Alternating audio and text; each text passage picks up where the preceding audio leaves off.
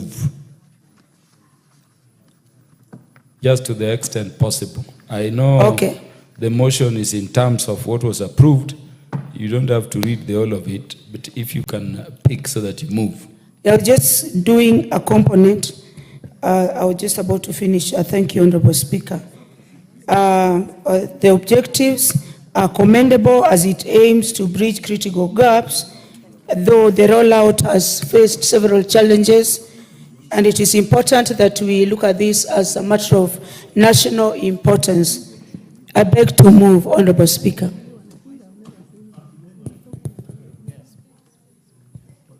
Yes, so proceed. Proceed, you had moved. Oh, thank you so much. Honorable Speaker, there is the maybe I clarify to the honorable members from the beginning. The Honorable Dr. Lillian Gogo, you have 10 minutes. Oh, okay. All other members have not more than 5 minutes under the standing orders. So proceed. Thank you very much.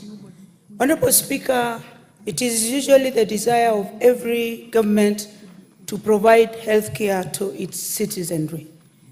And as it were, Honorable Speaker, there was need to change from what was old and of old generation, the National Hospital Insurance Fund, to what was presumed to be a better quality healthcare system,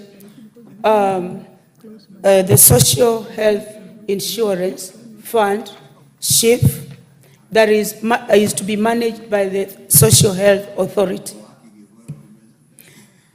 One, there are so many aspects that are brought, Honorable Speaker, and citizens are confused.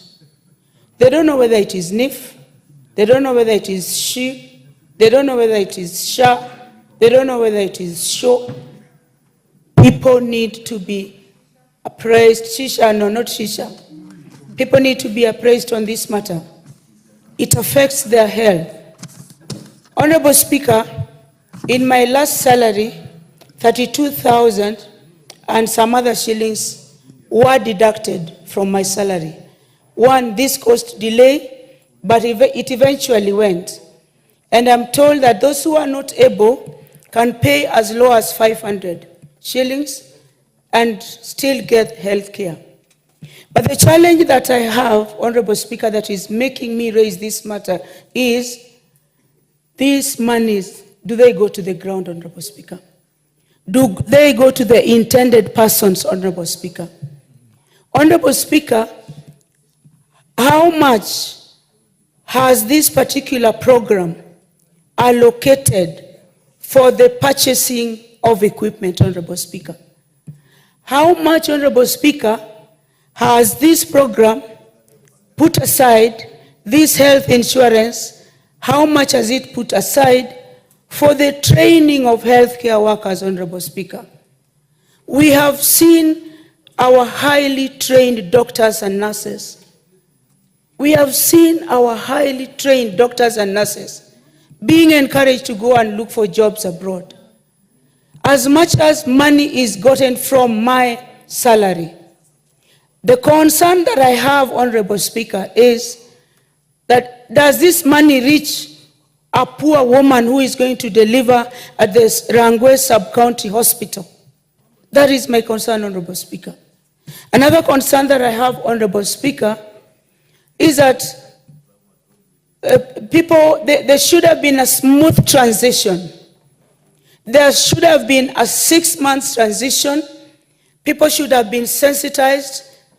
But because of issues of trust, the citizens, Honorable Speaker, are refusing even to register in this social health insurance fund.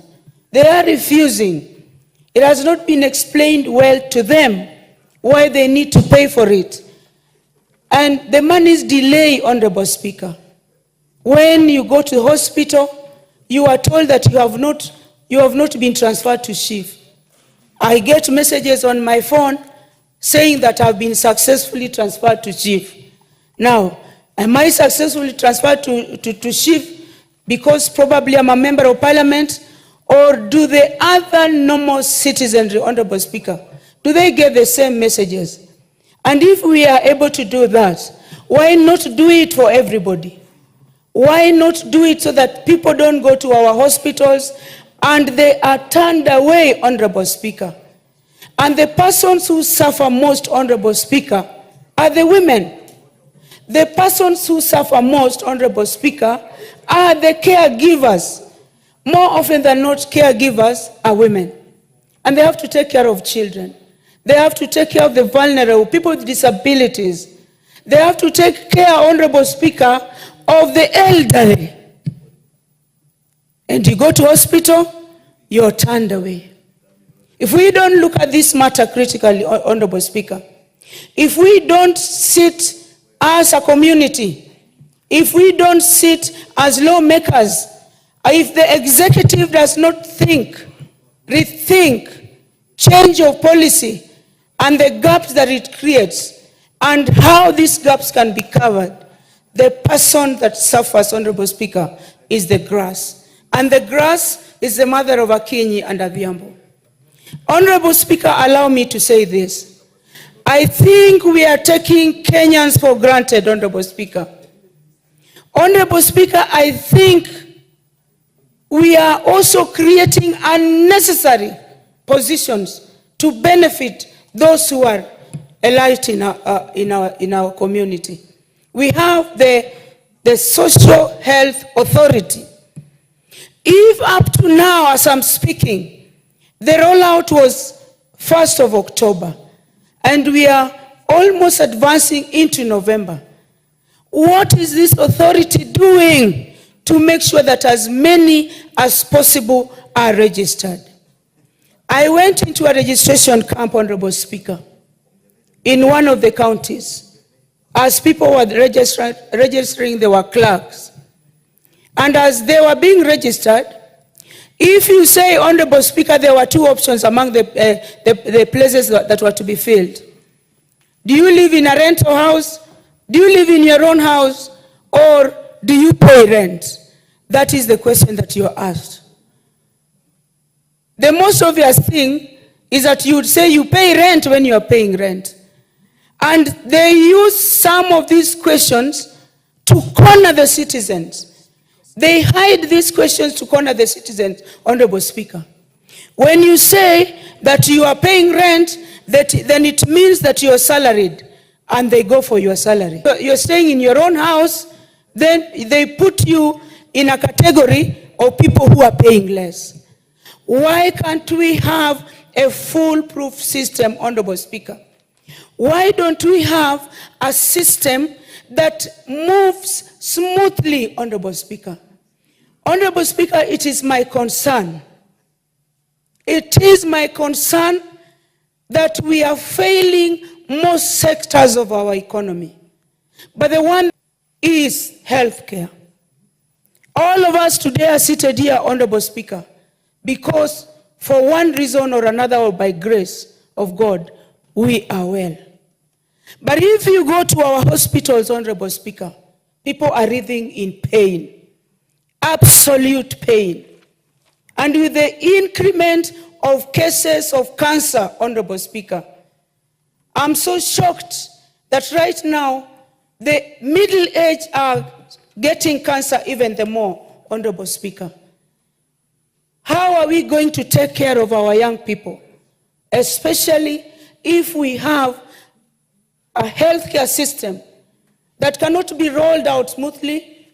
Besides that, Honorable Speaker, we have a healthcare system that cannot make money reach where it is intended to reach. Private hospitals provide a substantial amount of assistance. Only 1 second. 30 seconds to conclude. I thank you for the 30 seconds.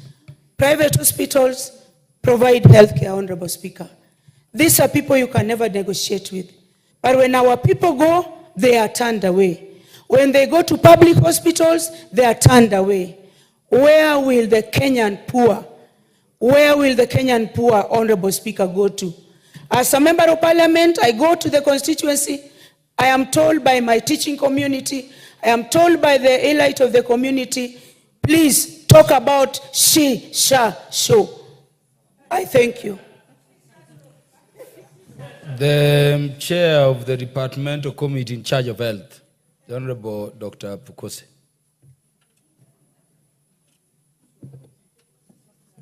Thank you, Honorable Speaker, for giving me to contribute to the issues which have been raised by Honorable Lilian Koko.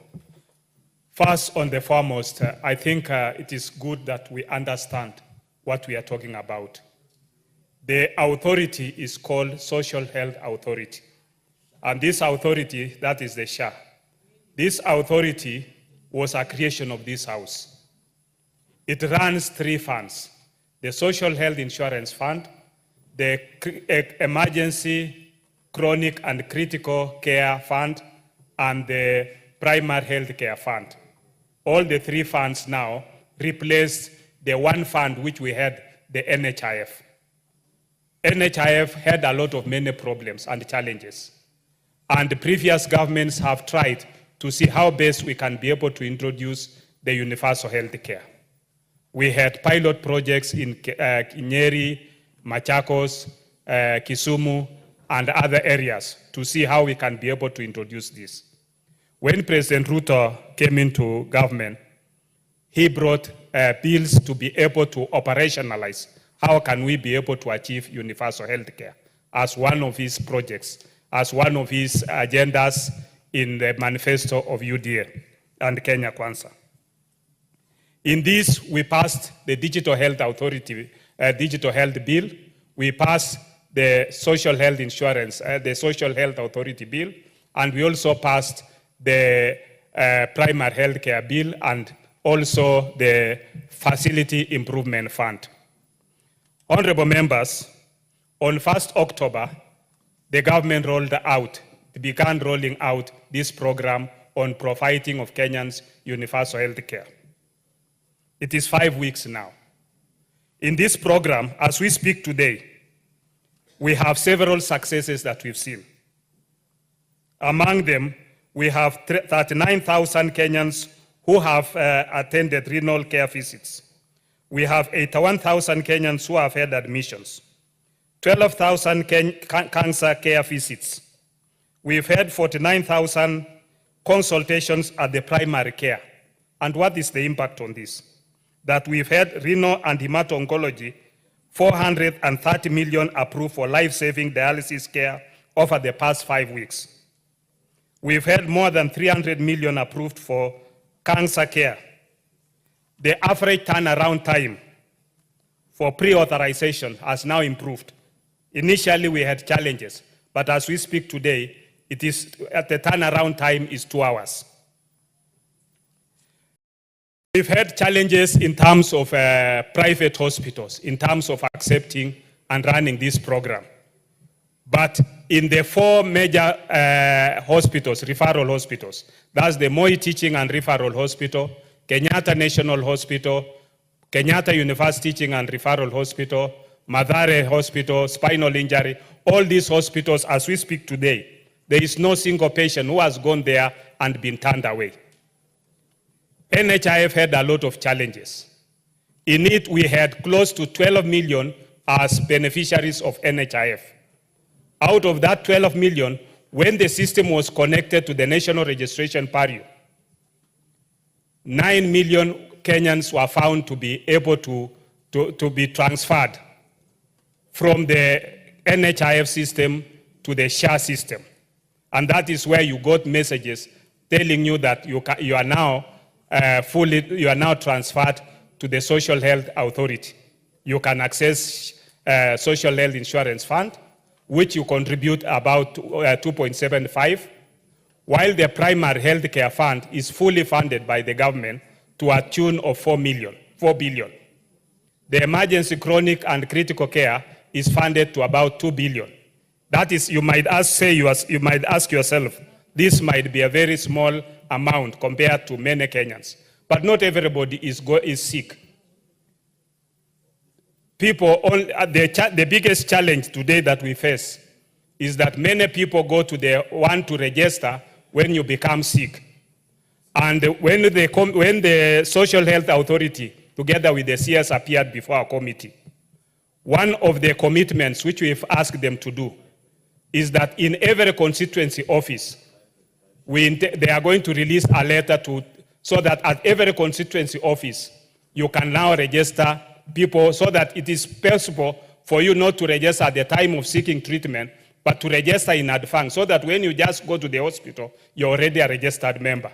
If I can ask for just one more minute, Mr. Speaker. So this is important, honorable members, because you have indigents, you have people who cannot be able to pay, and these are the people who expect the government to pay for them. Therefore, by registering within your constituency or within the women reps or even the senators' offices, we can use the means testing to identify. 1 minute because of the information is giving being committee chair. The Social Health Authority, together with the Digital Health Agency, will send their staff so that they can liaise with your constituency office managers and your team so that your constituents can be registered, and through means testing, we can be able to pick those who are indigents and they can be able to access services so that the government can pay for them. Because in our budgetary allocation, we have an allocation that we allocate for indigents.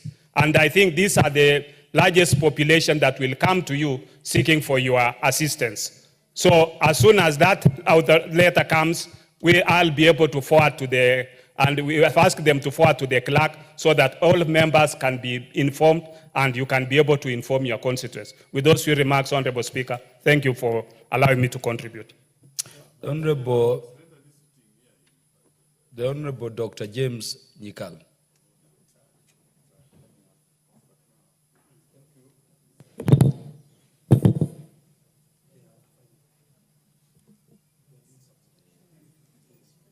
Well, okay, let me use. Thank you, Mr. Speaker. Mr. Speaker, we have a problem. And the basic problem is a problem of transition. So when we actually passed these bills, remember our greatest argument was actually on the issue of transition.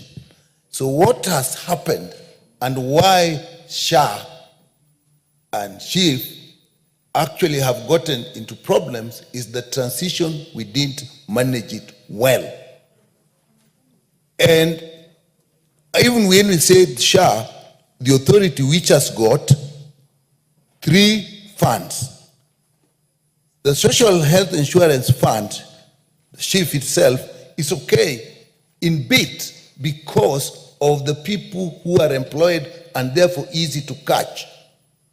What about people who are self-employed? What about the indigents? What are we able to do to them now? And that is where the problem is, because they can register. And even when they register, then you have to determine the premium they have to pay. As it is now, that is not working well. You will say, I'm registered, but how much premium am I supposed to pay? It does not come quickly. And then, even when you get the premium, the existing ERP that is supposed to help you how to pay is also a problem, which has been a problem even for employed people, but that is now improving. So those are the problems. So now, those who are self-employed, we are saying we are going to use means testing. They test themselves. Now, when people give this data of their employment and you say, okay, you are supposed to pay this much, how do you verify that? And are they able to pay now? And what is the system of payment? That actually is still a problem. When we talk of the indigents are people who cannot pay. And let me say this, you cannot do proxy means testing online. All over the world, nobody has ever done proxy means testing online. Because what is used, the proxies that are used themselves cannot tell you the proper means. It is always at one point you have to get to the ground and see the family. You cannot say this is a stone house and it tells you the income of the family. You have to go and see what form of stone house. You cannot say this is a mabati and not a thatch. It is maybe some tin shack mabati. So you have to do that. We have a problem there. It is exactly the same problem we have with university funding. So we really have to go for proxy means testing and do it the way it should be done. We can use the community health promoters, but so far, and even the chiefs and the assistant chief, but so far, at least in my constituency, I've not really seen this thing working. So that is exactly where the problem is. And even these who are to assess themselves. So now, what has happened, because we have gone up in the payment, those employees who are paying a lot more now are actually covering up. What about those who are self-employed and have not enrolled, and you have not know how much they enroll? And now I know when we tested this way in Eldoret, they actually, you can get and say it is registered. You are registered, you have not paid, but because you are in a hurry, we are saying you can go and get the service. Now, if you are getting the service, you have been registered, but you haven't paid. What is going to encourage you to pay? So we have problems, and the system we have put in place, it affects everything from registration, premium determination, payment of premium, benefit package. Even the benefit package, we went up because we were expecting more money. And in the primary care fund, the emergency fund, we actually were expecting 70 billion, say 75. We have done 4 and 2, as my colleague is saying. But you know, the services, the benefit package we gave was based on that. So if that has not come, and we are giving the services, where is the money coming from? If we don't do it, and it is working efficiently, what is going to happen is very soon we are going to run short of money, because we have not got that fund in. We have not enrolled people who are self-employed. We have not even identified the indigents. But because we want things to look good, we are now saying you are registered, we are giving the service. Where is the money? The Honorable, the majority leader, because of precedence. Thank you, Honorable Speaker. Honorable Speaker, let me first take this opportunity to thank the Honorable Dr. Lilian Gogo for this adjournment motion, because it gives us the opportunity to address a very topical issue in our country. Honorable Speaker, maybe allow me to start with a bit of statistics that I have just gathered, Honorable Speaker, that so far, a total of 14.4 million Kenyans have registered to join the Social Health Authority program under the Social Health Insurance Fund. Out of this, today alone, I've just confirmed from the CEO of SHIF that 104,000 Kenyans have registered today. And allow me, Honorable Speaker, to plead with us as members of Parliament and as the people's representatives to be at the forefront in encouraging, promoting the registration of members of the public into the Social Health Insurance Fund. It might be politically expedient and very politically correct to speak to the gallery of how things are not working, but as we speak to Kenyans on how things are not working, let us remember that Kenyans have charged us with the responsibility to make sure that things do work for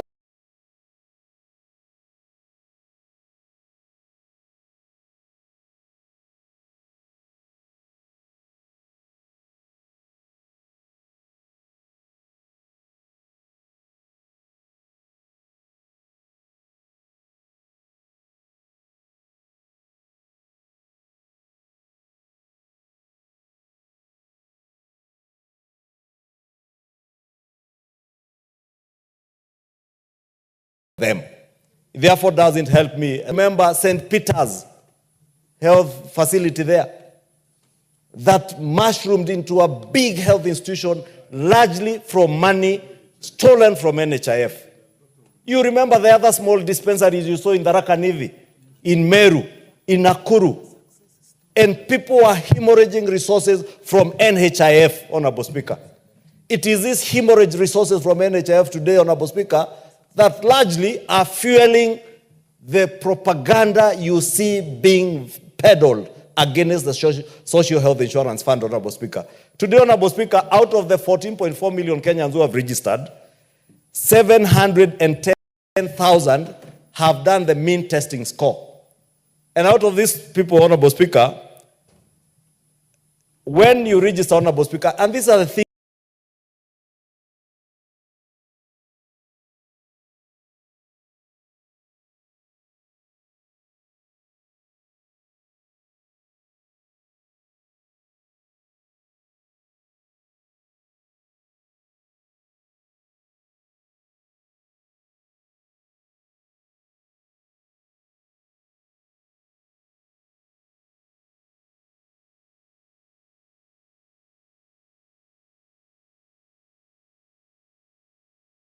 we need to be telling to members of the public.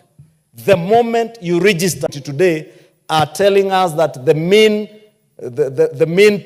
premium that Kenyans who have done the mean testing score of this 710,000 is 525 shillings. Because it is politically expedient and politically correct, Honorable Speaker, for me as a business person who is well-meaning, who is doing well, to do the mean testing score, and I'm told the premiums you should pay from your level of income, and also people to know that it is based on how you answer the questions that are on that mean testing score. If you own a car that you are paying insurance of 200,000 shillings, for heaven's sake, if you can insure an automobile, you can also insure your own body, your own health. And therefore, Honorable Speaker, you find people who are quoting very huge figures. But because of the answers they gave as they did the mean testing score. Fact, Honorable Speaker, and these are statistics that you can examine and see and authenticate from the SHA website, Honorable Speaker. The mean premium out of the 710,000 people who have registered is 525. Out of the service providers, Honorable Speaker, 7,802 hospitals have signed up for this program. Honorable Speaker, there are a further 8,118 healthcare providers who have successfully registered to offer services, and out of this, Honorable Speaker, 7,965 have offered services under SHIF to Kenyans. Therefore, for us to stand here, Honorable Speaker, in this house and elsewhere, in funerals and everywhere, to say, oh, it is not working, we are lying to Kenyans, Honorable Speaker. We should be telling Kenyans the truth. We should be educating Kenyans.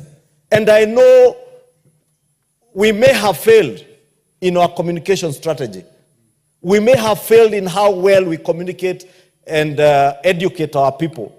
But, Honorable Speaker, let us use this opportunity on this floor this evening to educate our people and let them know. Honorable Speaker, it is not fair that my constituents, who some are people who are unemployed, who are paying an average of 500 shillings at a time with my huge salary, Honorable Speaker, besides my business income, Honorable Speaker, and that salary is paid for by the same constituents that I was paying 1,700 shillings a month. And now, because I'm being asked to pay 27,000 or 20,000 shillings a month, I start complaining and cry more than the bereaved.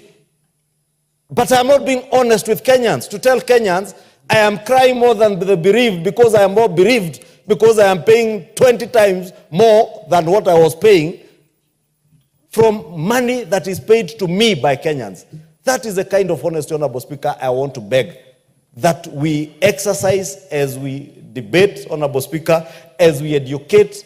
Let us be at the forefront of offering civic education to our people. Because, Honorable Speaker, you have seen cases of cancer patients. You've seen renal care patients, those who are undergoing dialysis, and yet I had paid for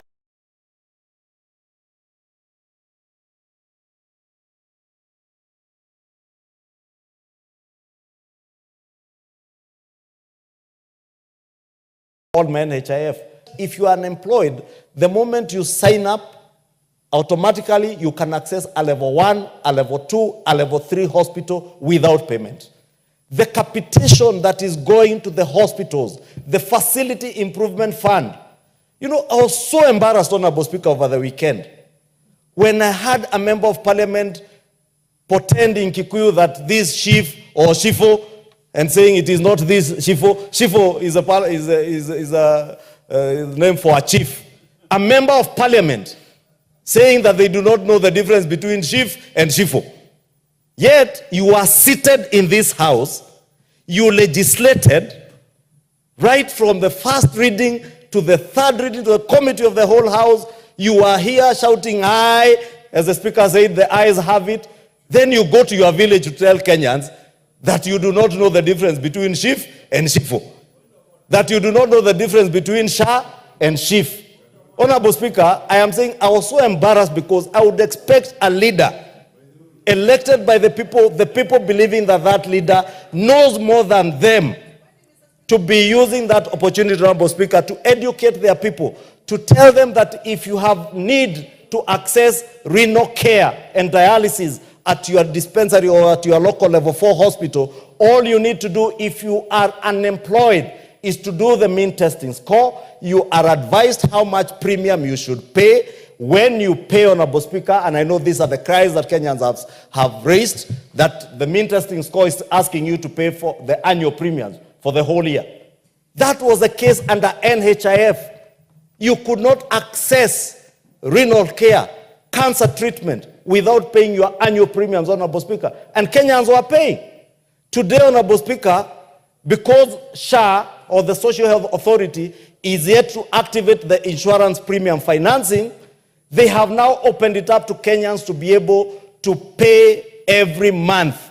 Let us educate our people that you now can pay monthly premiums, access your dialysis, access your cancer treatment. Let Kenyans know that today under SHIF or under the Social Health Insurance Fund, they can access dialysis, they can access chemotherapy, radiotherapy, free of charge if they are registered with this authority, if they have paid their premiums. Doesn't matter whether it's annual premiums. If you have access to insurance premium financing to pay your annual premiums, pay.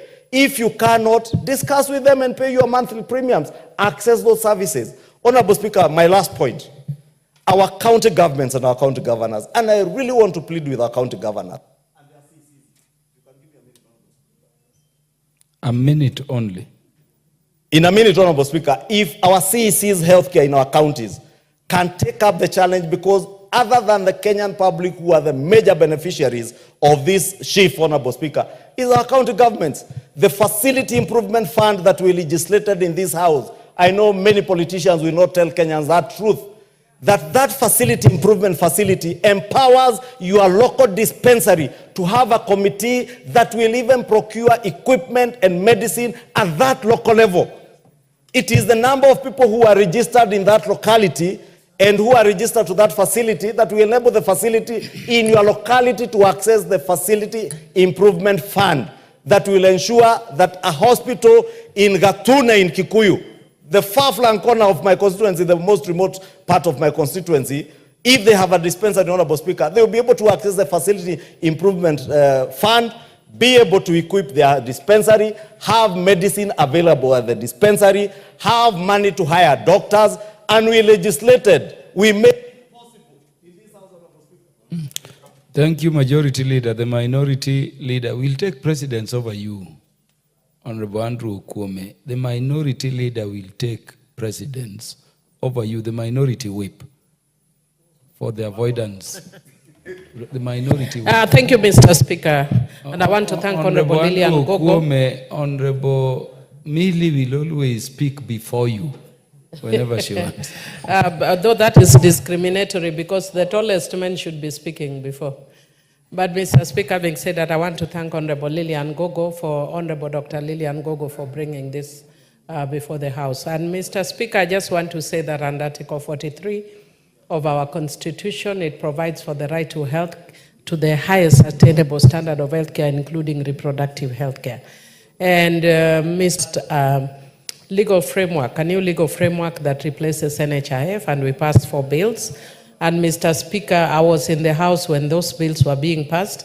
I was especially opposed to certain parts of that bill, but that is now what under the bridge we have a new legal framework. Mr. Speaker, having listened even to the members, the honorable members as they move, Honorable Kimani Ichung'wah and even the Honorable Nyikalan, the chair of Health Committee.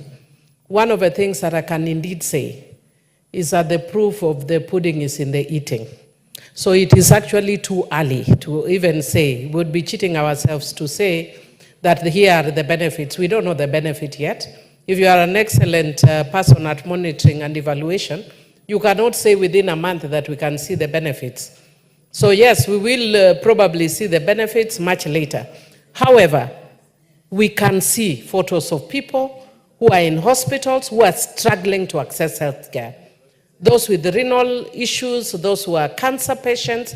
And Mr. Speaker, even though I know Honorable Ichung'wah is actually castigating a lot of the members who he says are pushing propaganda, he's saying one. I don't know who that is, since I'm not too sure about, I'm not very keen on the politics of the mountain. But Mr. Speaker, what I want to say is that we need to acknowledge that there are very serious transition issues over this. And Mr. Speaker, if we lose a life, we can never regain it. I have a person who is very close to me who is undergoing cancer treatment right now and will not receive any treatment unless there's pre-authorization of payment.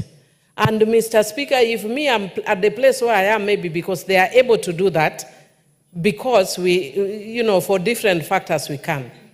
But the cries we are getting from our own constituencies, the cries we are getting from ordinary Kenyans is telling you that there's a huge problem with the transition.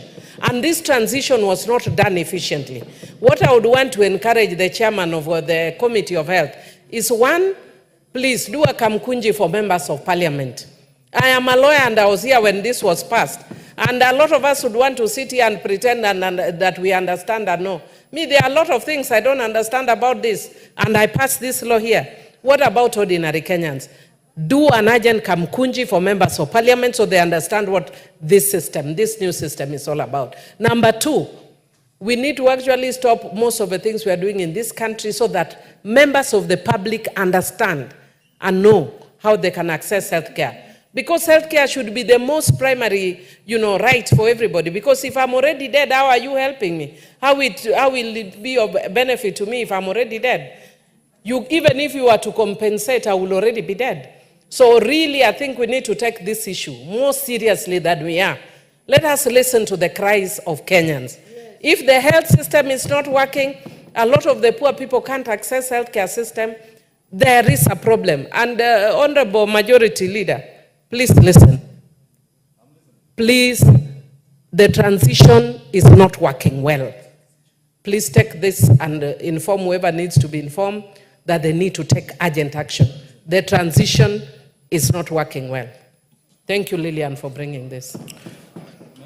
I would request we speak for not more than 3 minutes so that as many of us as possible contribute. The Honorable Omboko Milemba. I have not recognized you.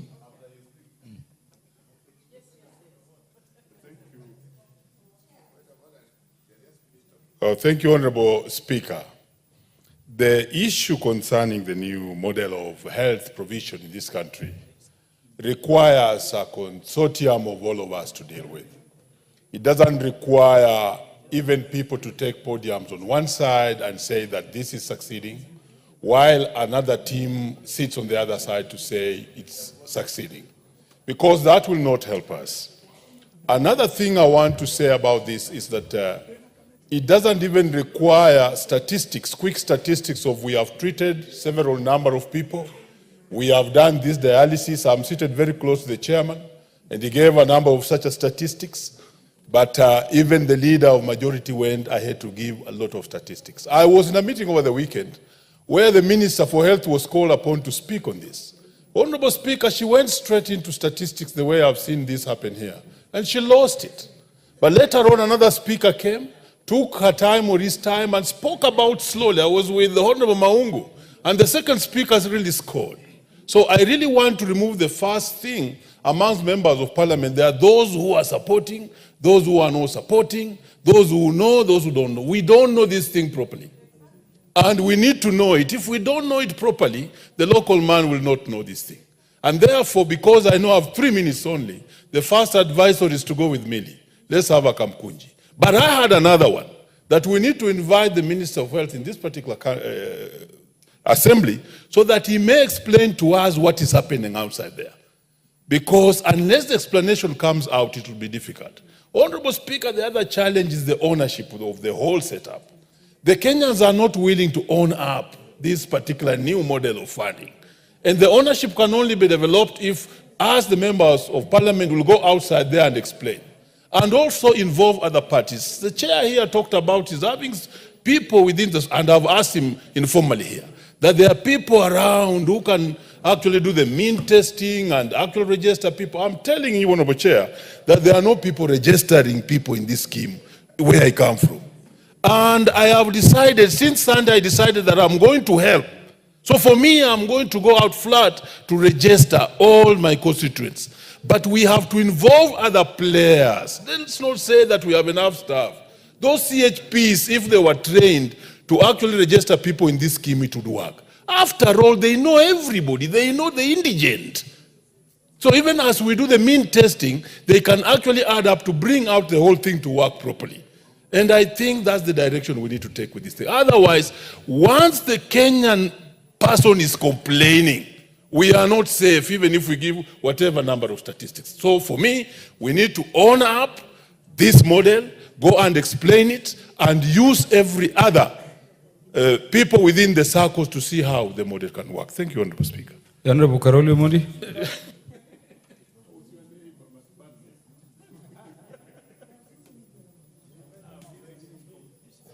Thank you very much, Honorable Speaker, for the opportunity, and thanks, Honorable Lilian Gogo, for bringing this matter to the floor of the House.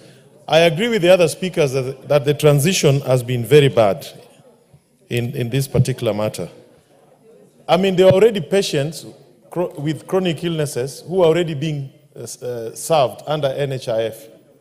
And I wonder why they just never made the full smooth transition into SHA.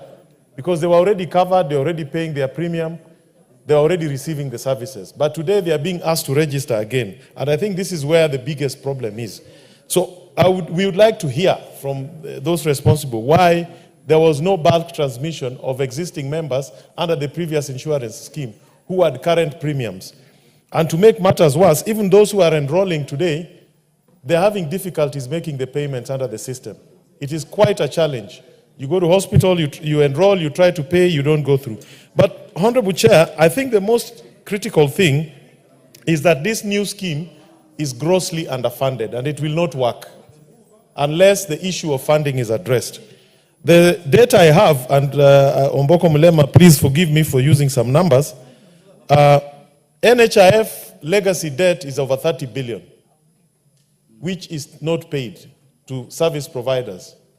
How will you convince them to start accepting new patients under the new system, especially the private sector hospitals? The actuarial projections were that about 50 billion would be needed to start underwriting the 3 funds that we have created. Only 6 billion has been made available of the 50 billion that was required. And as the majority leader said, 14 million members have registered, but only 700,000 have paid. And I suspect these 700,000 are those who have been captured because of employment, not because of being self-employed. Yeah, because they are employed. So basically, we are looking at a new system that is grossly underfunded, projected to cost about 275 billion in the long run to make it fully functional, but is funded at 6 billion. And to make matters worse, we have committed 105 billion to buy a health management software system, information system, 105 billion, instead of committing the money to underfunding the insurance schemes under this scheme. So I think the biggest problem is the way this thing is being funded. And without sufficient funds, I can guarantee you it will fail. It will not work. Thank you, Honorable Speaker. I think we should have the Kamkunji so that we all get educated on this matter better. Thank you. The Honorable Gadoni Wamuchomba. Thank you, Mr. Speaker. I rise to thank my sister, the Honorable Dr. Lilian Gogo, for bringing this motion.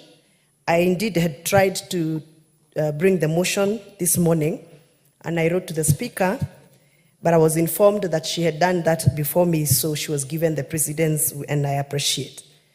Mr. Speaker, I personally went to various hospitals after I got a lot of calls from my voters on matters to do with the denial to access to health. I went to 2 hospitals that are mission run, 1 public referral hospital and 1 level 2 hospital. And I interacted with the patients, and I gathered there is a big problem. Whereas we sat here, like Majority Leader says, and we passed these laws, personally I did not pass them because I had issues with one of them. We must appreciate that you don't bring a new law and rush to implement the law without involving the stakeholders. When I went to those hospitals, Mr. Speaker, one of the hospitals told me and confessed to me that they are owed over 200 million by the former NHIF. And therefore they have a problem. I mean, how do you tell me to continue treating patients under a new program and you've not sorted my previous debts? And I know this is the problem. Most hospitals, by the way, the ones that are rejecting patients, they are rejecting patients because they feel that honestly, somebody needed to come out very clearly and tell them, we are migrating. But are we migrating with your debts? Are we migrating with your problems that we have not sorted under former NHIF? So this is the problem, Mr. Speaker. And let us not come here and read numbers. I appreciate the numbers that have been read out here by Majority Leader, numbers read out by our Health Chair Committee, Dr. Robert Pukose. But numbers is not what our people are waiting for. From this debate, they're waiting to hear how are they going to be treated tomorrow in hospitals, Mr. Speaker. Mr. Speaker, when I went to one of the hospitals, I found a patient who was withdrawn from the ward, only to go and queue out for dialysis at 6 a.m. from the ward. And I visited that hospital at 4 p.m. here in Nairobi. And I found that patient in the queues waiting. And he told me the reason why he has been waiting from 6 a.m. to 4 p.m. in the day. It is because, Mr. Speaker, the messages that were supposed to be sent from SHA so that he can be embodied for services were not being accepted. We must tell it as it is. This new program is a total confusion, it's a total mess. Our people don't know what to do, and we must go back to the drawing board. But for now, let us withdraw these processes and go back to the original program until we are right. That SHA, SHI, DA. Honorable Sabina Chege. Because of the limited debate time, let us avoid points of order so that we tell Kenyans what to do. Thank you, Chair, and I want to thank Honorable Lilian Gogo for this motion. And I would say she has been consistent on this matter. I've seen her raise it before. Mr. Speaker, the problem we have with the implementation of SHA and SHI is about the clarity of the transition. Mr. Speaker, when the government decided to move from NHIF and now to the SHA, which is the authority, and with the benefits that we are being given by the chair from SHI to the emergency to the primary care, there was no proper communication and clarity on the benefits. As a former chair, Mr. Speaker, yes, NHIF had many challenges, but when patients visited hospitals, they knew what to expect. So a patient who was to go for dialysis, a patient who was to go for chemo, and who are majority of Kenyans, Mr. Speaker, they knew when they went to hospital what they were to pay and if they were to top up. Unfortunately, Mr. Speaker, when the 1st October came, I also became a victim. I had a patient in hospital, and even with an insurance, Mr. Speaker, it was very difficult to claim what was meant to be NHIF, which now had become SHI under the SHA authority. And so, Mr. Speaker, I would urge the chair of the Health Committee, peace members, and I know even your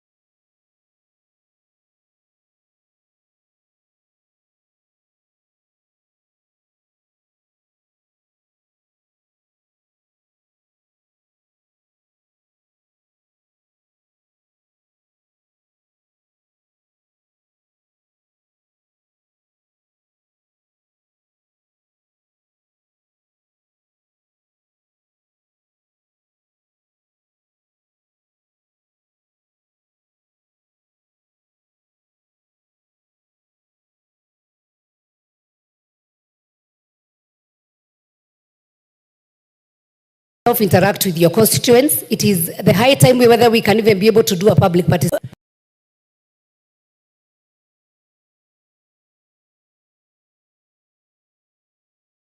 The Social Health Authority was well intended to ensure that every Kenyan gets access to good health care. But I want to agree with my colleagues that there are challenges in transition. Just like any other program or project, there will be those teething problems when it's being implemented. And I think that is where we should focus. But there are also success stories. Honorable Speaker, I'm just from my constituency. The whole week, I was not in Parliament last week. And I did public participation. And one of the issues I was sensitizing my people on was on SHA. And they said, Mheshimiwa, we did not know. And the information the chair was telling us, we needed to sensitize and educate Kenyans so that they know what is SHA, what is the premium, how do they benefit, how do they pay. That information is lacking. And while we were doing public participation, one of my constituents, when returning back home, broke his hand. And we rushed him to hospital, to one of the private hospitals in town, and we were told we needed to deposit 100,000 cash money, which we did not have. I demanded that the patient is transferred to Bungoma, where we looked for a hospital. We were being told 70,000 we did not have. But before we went to Bungoma, I made sure the patient was registered with SHA. So we managed to get a hospital in Bungoma Hospital that accepted to admit this patient from Busia County, Teso South, and he was treated with SHA, and I only paid 25,000. And as I'm talking to you, he was discharged yesterday. So the problem is lack of information. The problem is equipping our hospitals properly. And Honorable Speaker, the Chair of Health, I want you to listen to me. We must put a proper budget to health so that we are not depending on donor funding. Diseases like cancer, in the last budget, we only gave them 250,000 for both recurrent and for them to establish cancer centers across the country. What can 50 million do? 200 million was for recurrent. So we need to equip. You go to Busia National Hospital, you find 3 mothers from the maternity sleeping on one bed. We must improve the facilities even as we work on improving the transition to SHA. The problem is in our facilities, equipments, and we need more doctors in our hospitals, Honorable Speaker. Thank you. The Honorable Sarah Korere. Thank you, Speaker. And Speaker, I want to thank my sister, Honorable Lilian Gogo, for bringing this adjournment motion. Honorable Speaker, as other speakers have said, she or SHA was well-intentioned. But Speaker, the trust deficit that it has brought about, the lack of stakeholder engagement is wanting, Mr. Speaker. And I say so because in every county, in every constituency, we have government officers up to the level of assistant chief. So, Speaker, if all the administrators were called and educated about this insurance fund and given the requisite information, these people are paid by government, the assistant chief, the ACCs, the DCCs. You know, we cannot, depend on politicians who will politicize everything and want to seize the moment, even on things you had passed on this house, just to paint how bad some things are, because they think they are on the other side of the division. And Mr. Speaker, as I stand here, my pay slip has been cut, and so are other civil servants. We feel the pain on the cut, but Mr. Speaker, will really enjoy when our people get services. Every member here, I'm sure every weekend, you are being called for some arambe, even when they know they banned arambes. You are being asked to contribute for some sick person. It is humanitarian. You can't start telling them arambes were banned. And Mr. Speaker, you know, health is not a privilege to Kenyans. It is a basic human right. It should not be a luxury. We don't have the option of deciding whether Kenyans should have a proper health coverage. They must. It is a must, Mr. Speaker. So what am I saying? This thing requires a proper stakeholder engagement. We create proper awareness. The trust deficit, you know, we should be honest to ourselves as leaders. For a very long time in this country, health has been a privilege of the rich. And I think that is what the president is trying to change. It should not be a privilege of the rich. It should be a right of every Kenyan. And Mr. Speaker, we know a healthy nation is a wealthy nation. You know, if our people are healthy, they'll go about their businesses. You know, they will contribute to the economy of this country. So, Speaker, it is not whether we are going to provide them with that. We must. And as a house, we must take responsibility. Those people, you know, NHIF was marred by a lot of corruption. Even as we... The Honorable Beatrice Elachi. Thank you, Mr. Speaker. I'm going to take a lot of time this side. Thank you, Mr. Speaker. Mr. Speaker, I also rise to thank our sister, Dr. Lillian, but more importantly, for just giving me the opportunity, because last week I walked into the Committee of Health to get to understand. And Mr. Speaker, this health cover is the best for Kenyans, yes. But what we need to understand, and what the committee and our chair of health needs to understand, you cannot have a system where you appreciate the hardware, but you forget software is what will make the hardware work. And that is the crisis we are in, Mr. Speaker. One of the things I need them to come and explain to us, in all insurances, there is a cap. You know, in SHIF, you don't have a cap. So if someone is paying based on your salary, you are just paying. And those are some of the things Kenyans are feeling. They need more explanation. There must be a cap on this. Mr. Speaker, the other thing is that it is time for all of us members of parliament to put a desk in our constituencies.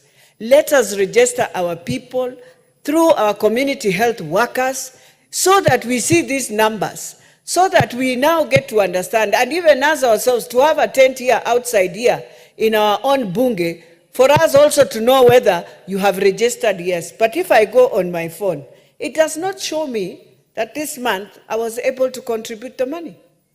So how will I know that I'm contributing? So it needs that system analysis is where there is a big problem. And Mr. Speaker, there is worse problem in the digital one, where we have all these multi-agencies that have brought us into this crisis. Yet we bought a machine for nearly 104 billion. We should not be in this crisis. We should be now having a health cover, and we should be now celebrating that we have a health cover for everyone, but not going into the crisis we are going in.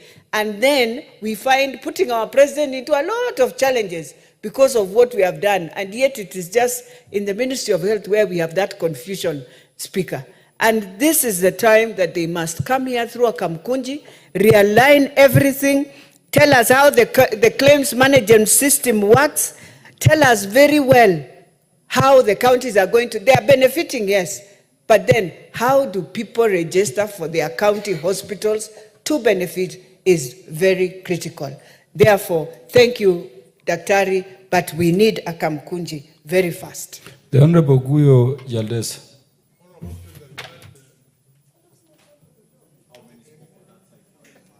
Thank you, Mr. Speaker.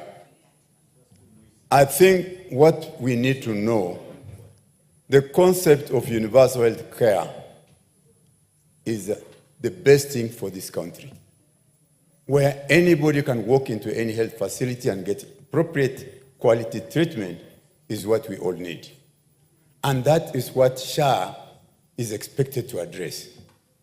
The problems we have today on SHA, and I'm sorry, the majority leader was teasing people. They do not know the SHA, the SHIF, and the rest. And he's the one who's telling them, waving to them, say yes, say yes. And they are saying yes because they were obeying his orders. And today, he is telling them that they do not know what they voted for.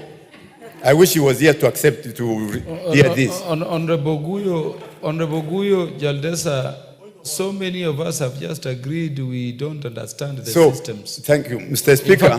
In fact, that is why I'm giving more members of the Health Committee a chance to speak to the public and to fellow members. Yes. So, Mr. Speaker, Ruku is thinking about what to say.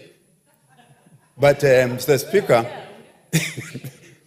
this is a good thing. This House approved that motion. It approved through all the 3 readings.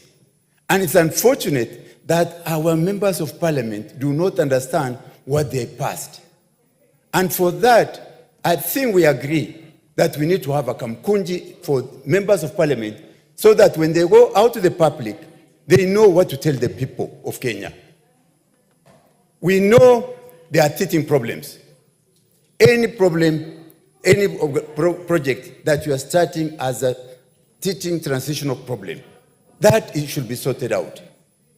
So last week when we met the SHA team, we said that even Parliament, they should even open a tent here for them to register members of Parliament and their staff so that they understand these things and ask more, and then they go out to the public and tell them what to do. Final, because I can see the thing is changing. The counties have collapsed and it's giving us problems. But my appeal, do not close any of the former NHIF branches and do not lay off the staff of NHIF who have been working for NHIF just because we have changed from NHIF to SHA. Thank you, Mr. Speaker. The Honorable Gideon Ochanda. Thank you, Mr. Speaker. Mr. Speaker, the juggernaut that is in front of the nation is basically a combination of factors, but the very basic one is poor learning experiences. We've learned this many times before. You've seen this many failures before, but it's like we didn't learn. So because of that, we have not connected those learning experiences to how to communicate with the public and how to manage transition. So this is basically the main problem that we have as a nation. All these registration processes have failed before. In the last parliament, we placed 6 billion each year for 3 years for purpose of registering indigents. Nothing came out of it. We've seen in the past registration even of basic things like the Huduma number. It failed the nation. So anytime that we are talking about registration of any manner, we must learn from that the past experience to package how we communicate with the public. And that's where the biggest problem is. Because I was talking about is fantastic, but the public don't have it. Who is it that is supposed to be communicating with the public? I don't think it is the member of parliament who is supposed to be communicating the official communication of the government to the public. They can only help, but there's a basic office, there must be a basic segment, there must be a basic department of government that communicates with the public officially about government things. And that's exactly why we have not, the way we have managed, for example, ID, we initially had that big thing. It remains, it works. Then we change to the small ones. So the old one works through for a long period of time. Why don't we have even those registration of NHIF and the rest that we had before? Work through to the entire period so that we don't put a stop or an end to an exercise that we know must run on for a long period of time. Even the registration process, even the start date of SHA has failed to pick up in the last 2 years. So those kind of things makes the public not to trust, not to get the information the way they want, so that believing becomes a problem. We must reorganize how we communicate for us to deal with the public. Thank you, Mr. Speaker. Honorable Dr. Makali Mulu. Yeah, thank you very much, Honorable Speaker. Honorable Speaker, I just want to join colleagues in appreciating this motion. And I want to say this, Honorable Speaker. I want to go on record that I participated in passing this law, the 3 pieces of law. There are things we objected to. We said they don't make sense, but as usual, our voices were buried. Now, one of them, which is critical, Honorable Speaker, is when we are introducing a new program, if we are programmatic in terms of thinking, there is always what we call the piloting phase, so that you pilot, and as a result of the lessons learned from piloting, then you roll out to the whole country. And I think that's what Dr. Ochanda is saying, that the interface, we missed it. That's why we are facing so many challenges in terms of the transitional phase of it. The second matter, which is critical, Honorable Speaker, you remember the issue of the staff was very, very hot in this, a very hot debate in this House. And we said it's important, we assure the staff, the NHIF staff, that they will be taken care of in terms of transition. Now, we have an authority here which has come on board. They are using a very demotivated staff because they have not come out clear what is the fate of the NHIF staff. As a result of that, they expect them to work as if they are very happy.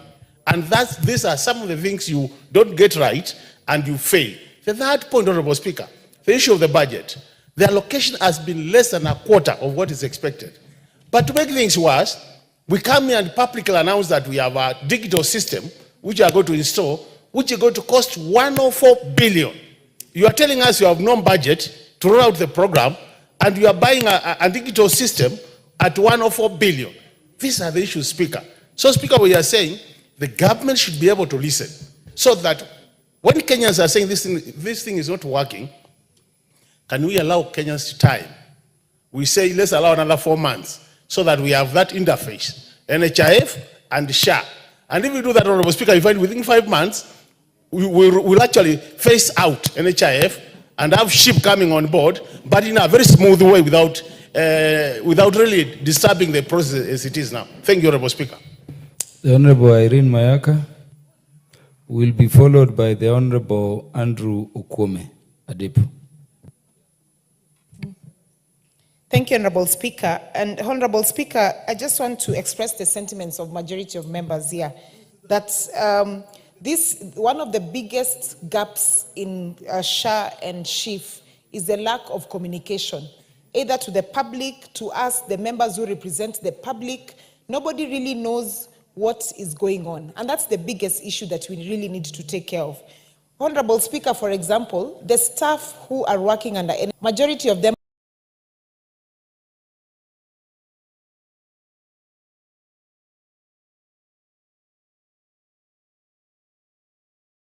communicated to them in terms of what is going to happen to them. And this communication needs to be very clear.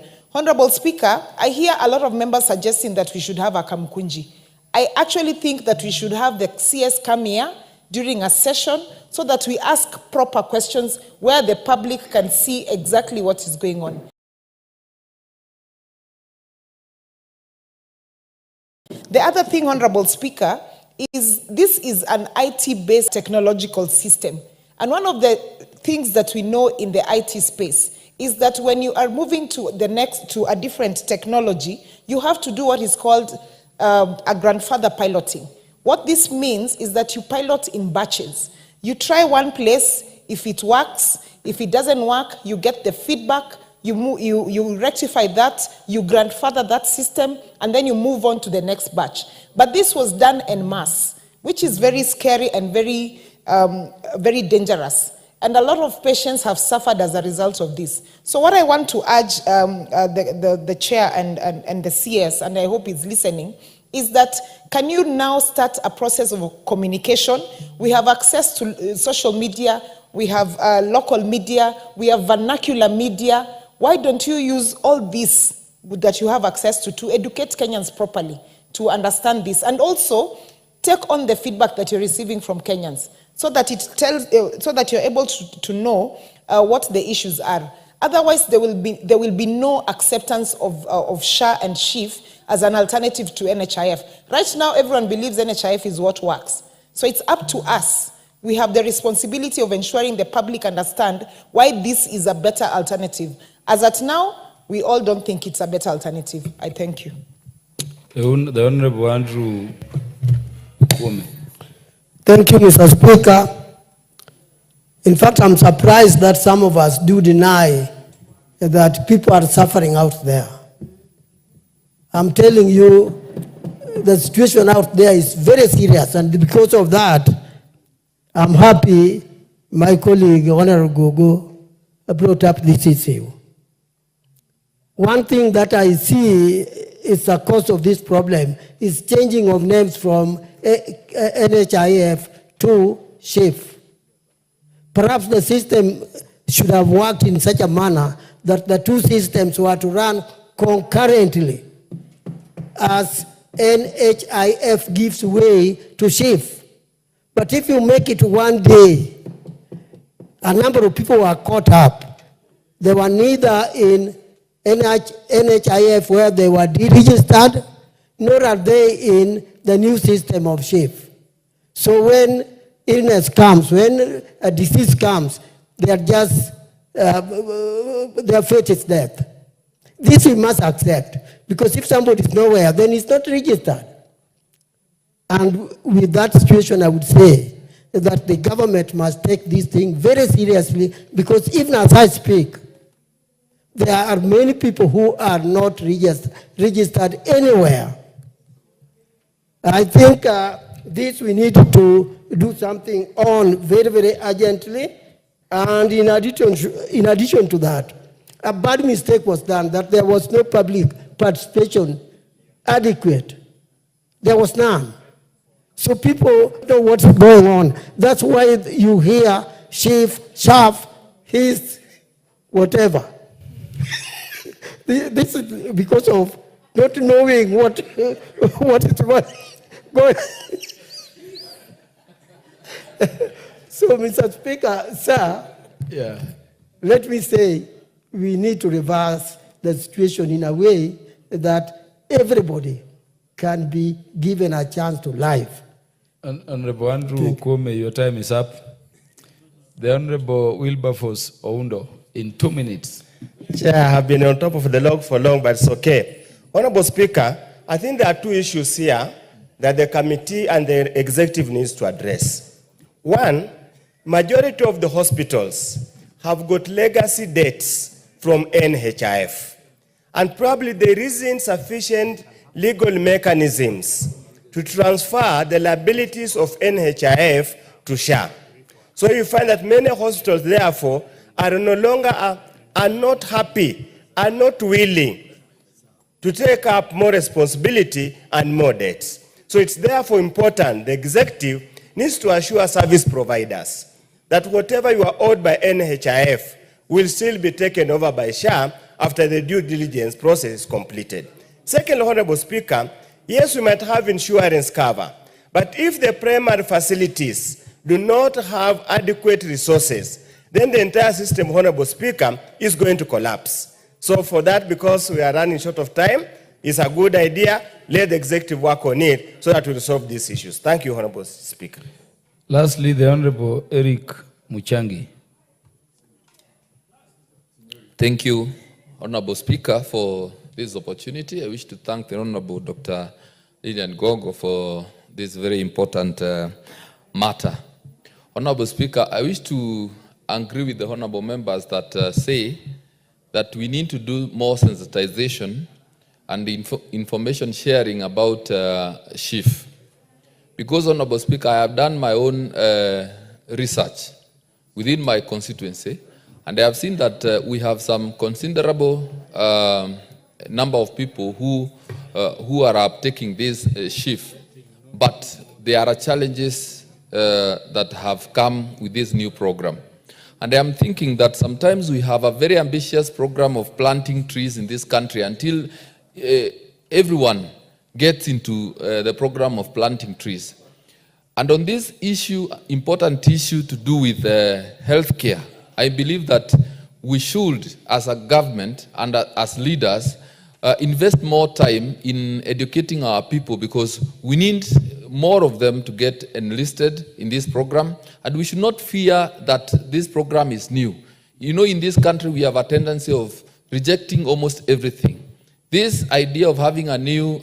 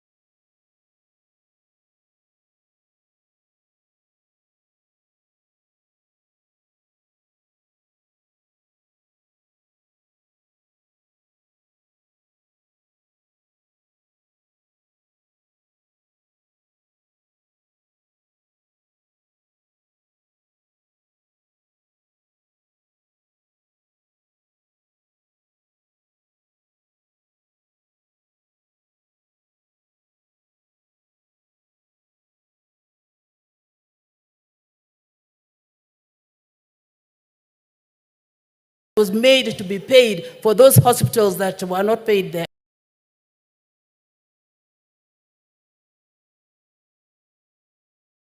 NHIF.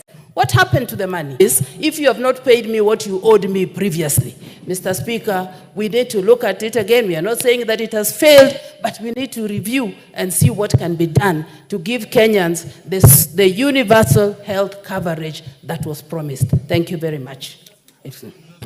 Order, honorable members. Honorable members, the interest on matters health and education is big.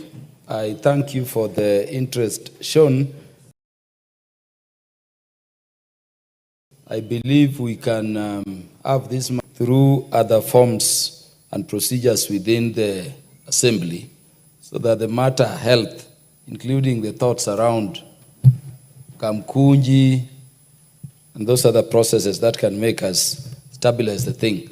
I'm very happy that we are thinking of solutions, not lamentations, because indeed it is this parliament which killed NHIF by repealing the act and established SHIF by enacting the new laws. Honorable members, the time being 7:09 p.m.